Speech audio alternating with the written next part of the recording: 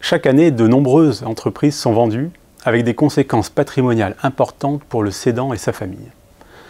Le premier point concerne la fiscalité applicable à la plus-value réalisée au moment de la vente qui peut être imposée jusqu'à 34% sous le régime de la flat tax. Cette analyse permettra déjà de connaître le montant dont le cédant disposera net de fiscalité. Il convient ensuite de s'interroger sur le devenir du prix de vente et de définir le plus tôt possible ses projets. C'est une étape déterminante car des opérations peuvent être réalisées sur les titres de l'entreprise préalablement à leur vente, non seulement pour répondre à ses objectifs, mais aussi pour réduire sa fiscalité. C'est dans ce cadre qu'une opération d'apport-cession peut s'avérer particulièrement intéressante.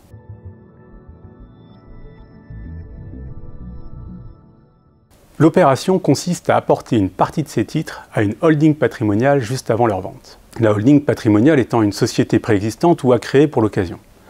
Elle doit être soumise à l'impôt sur les sociétés et doit être contrôlée par le contribuable. Dans cette hypothèse, le cédant bénéficiera d'un report d'imposition sur la plus-value des titres apportés. Ce report d'imposition prend normalement fin en cas de vente de la holding patrimoniale, mais la transmission par donation ou par succession de ces titres effacera définitivement la plus-value en report. Attention cependant, en cas de donation, le texte impose au donataire de conserver 5 ans les titres reçus pour que la plus-value en report soit définitivement purgée.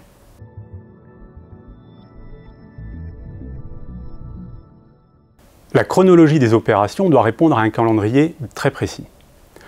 Une fois apportés, les titres doivent normalement être conservés par la holding pendant au moins 3 ans. Bien entendu, ce délai n'est pas tenable quand on est engagé dans un processus de vente d'entreprise.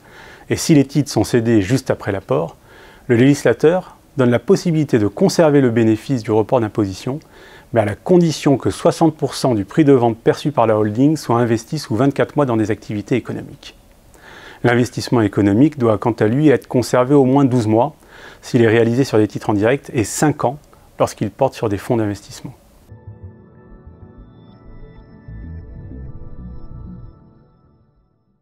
Nous sommes convaincus de l'intérêt de ce dispositif car indépendamment de son avantage fiscal, les possibilités de réinvestissement proposées par le législateur s'intègrent parfaitement dans une allocation d'actifs diversifiée, gage de la pérennité d'un patrimoine à long terme. Fort de ce constat, nous avons travaillé dès l'origine du texte à la structuration d'une offre complète visant à accompagner nos clients dans leurs obligations de remploi. Nos équipes, avec l'appui de notre groupe LFPI, présent dans le capital investissement depuis 20 ans, vous donnent ainsi accès à une large gamme de solutions éligibles sur des supports cotés et non cotés, en direct ou par l'intermédiaire de fonds.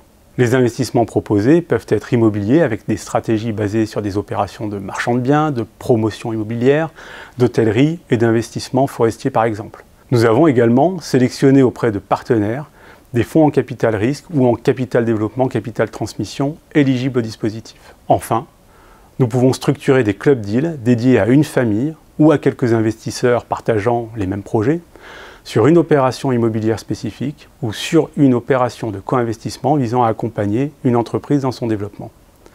Toutes ces opérations sont bien entendu structurées par un cabinet d'avocats qui valide leur éligibilité au dispositif.